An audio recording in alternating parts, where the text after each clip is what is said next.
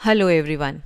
आज का हमारा विषय है स्पर्श भाग 2 का अध्याय कर चले हम फिदा, जिसके रचयिता हैं कैफी आज़मी जी। अतहर हुसैन रिजवी का जन्म 19 जनवरी सन 1919 को उत्तर प्रदेश के आजमगढ़ जिले में मजमा गांव में हुआ।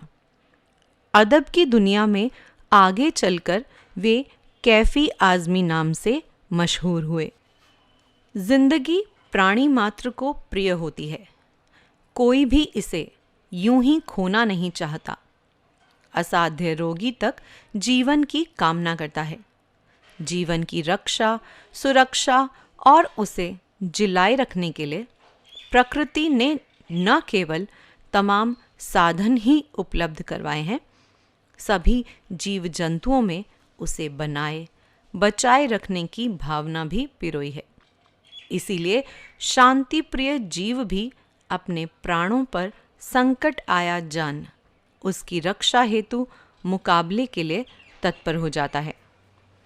लेकिन इससे ठीक विपरीत होता है सैनिक का जीवन, जो अपने नहीं जब औरों के जीवन पर, उनकी आज़ादी पर आ बनती है, तब मुकाबले के लिए अपना सीना तान कर खड़ा हो जाता है, यह जानते हुए भी कि उस मुकाबले में औरों की जिंदगी और आज़ादी भले ही बची रहे, उसकी अपनी मौत की संभावना सबसे अधिक होती है।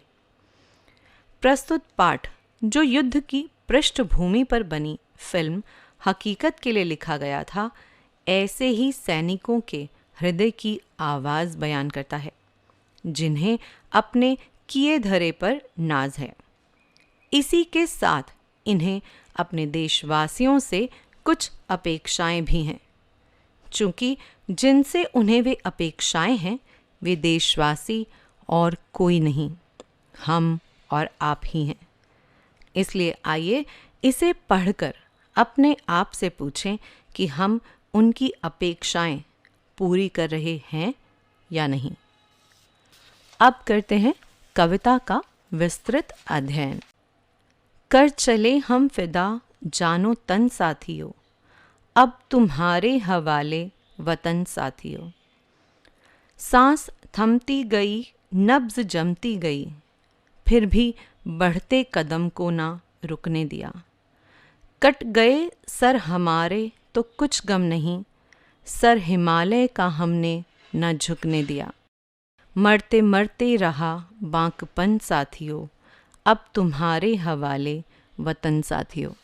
फिदा कुर्बान, न्योछावर, जानो तन शरीर और प्राण, हवाले भरोसे या सौंपना, वतन देश, थमती गई रुकती गई, नब्ज नस, जमती गई ठंड के कारण जम जाना रुक जाना, गम दुख, बांकपन जवानी का जोश। प्रस्तुत पंक्तियों में कवि देश की सीमा पर तैनात सिपाहियों अर्थात देश के लिए मर मिटने वाले सैनिकों की बात कर रहा है। देश के लिए शहीद होने वाले सैनिक अपने साथियों को संबोधित करते हुए कहते हैं कि हम तो स्वयं को देश पर न्योछावर करके इस संसार से विदा हो रहे हैं। अतः मातृभूमि की रक्षा का भार अब तुम्हारे कंधों पर है और तुम्हें ही अब शत्रुओं से इसकी रखवाली करनी है।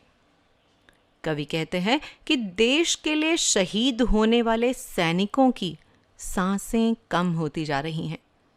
ठंड के कारण उनकी नब्ज रुकने वाली है, अर्थात उनका अंतिम समय निकट आ गया है। परंतु इस सब के बावजूद उन्होंने अपने बढ़ते कदम को रुकने नहीं दिया है। जीवन की अंतिम सांस तक उन्होंने युद्ध भूमि में शत्रुओं का सामना किया है। सैनिकों ने देश की रक्षा की खातिर अपने सिर तक कटा दिए हैं, फिर भी उन्हें किसी बात का गम नहीं है। वे तो उसमें गर्व का अनुभव करते हैं कि उन्होंने हिमालय का सिर झुकने नहीं दिया। अर्थात देश के मान सम्मान को चोट नहीं पहुंचने दी। अंतिम समय तक उनमें साहस व जोश बरकरार रहा। जाते जाते भी वे अपने साथियों से यही कहते जाते हैं कि अब तो हम शहीद हो रहे हैं और देश की रक्षा का भार तुम्हें सौंप रहे हैं। जिंदा रहने के मौसम बहुत हैं मगर जान देने की रुत रोज आती नहीं। हुस्न और इश्क दोनों को रुसवा करे वो जवानी जो खूह में नहाती नहीं।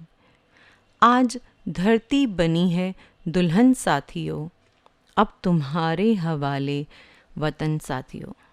जिंदा, जीवित, मौसम, अवसर, मौके, रुत, मौसम अर्थात अवसर, हुस्न, सुंदरता, इश्क, प्रेम, रुस्वा, बदनाम, खून, खून।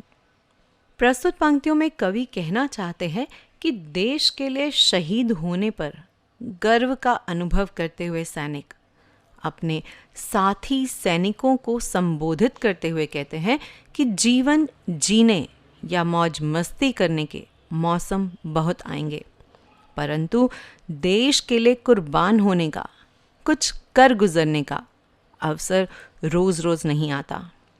बहुत कम ऐसे विशेष पल आते हैं। अतः तुम्हें अपने जीवन में इस अवसर का भरपूर लाभ उठाना चाहिए।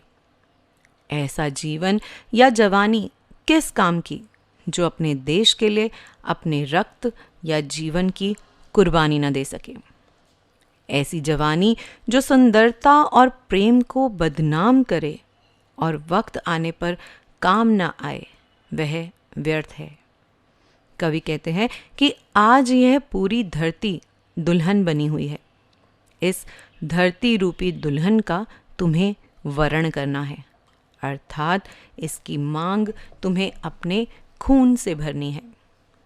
कहने का तात्पर्य यह है कि स्वयं को देश के लिए समर्पित करने का समय आ गया है।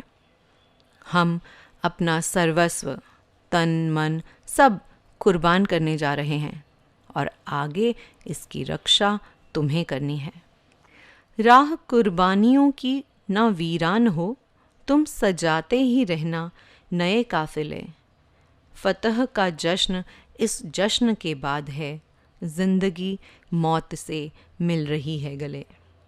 बांध लो अपने सर से कफन साथियों, अब तुम्हारे हवाले वतन साथियों। राह, रास्ता, मार्ग, कुर्बानी, बलिदान देना, वीरान, सूना, काफिले, यात्रियों का जत्था अथवा समूह, जश्न, खुशी मनाना, मौत से गले मिलना, मौत को निमंत्रण देना, मौत को स्वीकार करना, सर से कफन बांधना, मृत्यु और बलिदान के लिए तैयार रहना। शहीद होने से पहले अपने अंतिम समय में सैनिक अपने साथियों से कह रहे हैं कि देश के लिए कुर्बानियां देने का सिलसिला कभी थमना नहीं चाहिए, रुकना नहीं चाहिए, क्योंकि यह समय तो देश के लिए शहीद होने का ही है। कुर्बानियों की यह राह सुनसान नहीं होनी चाहिए। कहने का तात्पर्य यह है कि कितने भी वीर शहीद हो जाएं, परंतु अन्य वीर उनका स्थान ले लें। कुर्बानियों का जत्था निरंतर आता रहना चाहिए। यहाँ पर कवि देशभक्ति की प्रेरणा देते हुए कहते हैं कि अब जीत का जश्न होगा और वह तुम्हारी कुर्बानियों के बाद ही मनाया जाएगा। अर्थात कुर्बानियां ही मनुष्य को जीत की ओर अग्रसर करती हैं। विजय रूपी देवी बलि मांगती है। कवि कहते हैं कि यह युद्ध की बेला है, अर्थात युद्ध का समय है जिसमें जिंदगी मौत को गले लगा रही है। अतः तुम भी सिर पर कफन बांधकर देश के लिए कुछ कर गुजरने के लिए, अर्थात शहीद होने के लिए तैयार हो जाओ। खींच दो अपने खून से ज़मीं पर लकीर, इस तरफ आने पाए ना रावण कोई। तोड़ दो हाथ अगर हाथ उठने लगे, छू न पाए सीता का दामन कोई। राम भी तुम ही लक्ष्मण साथियों, अब तुम्हारे हवाले वतन साथियों। ज़मीं धरती, लकीर रेखा, रावण रावण, हाथ उठना आक्रमण होना, दामन आंचल। सैनिक युद्ध भूमि में जाते हुए अपने साथियों से कहते हैं कि देश की रक्षा के लिए न्योछावर होने को तैयार हो जाओ। तुम अब अपने खून से देश की सीमा पर एक ऐसी लकीर खींच दो जिससे कोई भी शत्रु हमारी इस पवित्र भूमि पर कदम न रख सके। कहने का तात्पर्य यह है कि तुम्हें अपनी जान लुटाकर भी शत्रु को देश में आने से रोकना है और देश की रक्षा करनी है।